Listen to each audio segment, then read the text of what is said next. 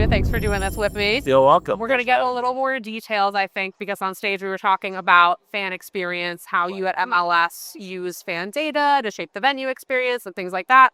And also got a little into the ticketing experience, which I thought usually falls to the teams in the league to have that direct relationship, right? The teams sell the tickets and they get a lot of information from their fans by virtue of that through their apps. And you were telling me some of the stuff that the league is doing to sort of get involved in that process as well. Right. So yeah, fill me in. Yeah, look, at the end of the day, we're a little unique league. We're a single entity structure, which means that the leagues and the league and the clubs all work very closely in tandem. We've also got interesting situations like you've got multiple teams in a city. So who are you a fan of, right? Are you a fan of Red Bulls, or are you a fan of NYCFC, or both? How do you share all of that?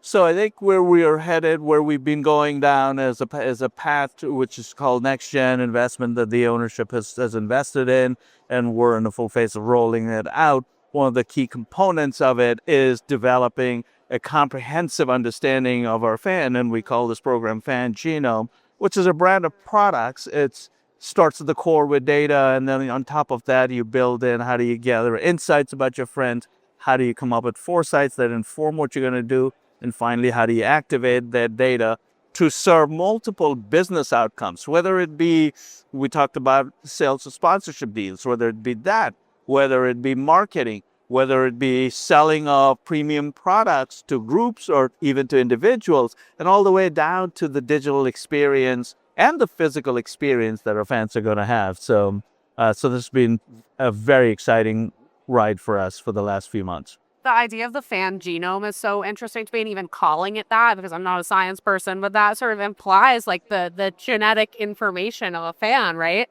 And so I wonder what you're thinking of. Like when you think of the fan genome, what does that consist of? What are you guys trying to learn about an MLS fan? Yeah, look, if we think about just customer data, I always think about there are 4 types of customer data that you want to understand: attitudinal data, behavioral data, consumption or commerce data, and demographics data, right? So I call it the ABCD of data that you want to understand about consumers. It's the same thing about fans, because if we don't understand all 4 dimensions, we risk missing out on relevant personalization. An example may be that I love to look at expensive cars website. Do I actually buy them? Those are 2 completely different signals. And if we don't connect the 2, then we're probably going to make wrong inferences out of that. So it is really, really important to have the holistic view to be able to deliver that experience to our fans. Makes sense.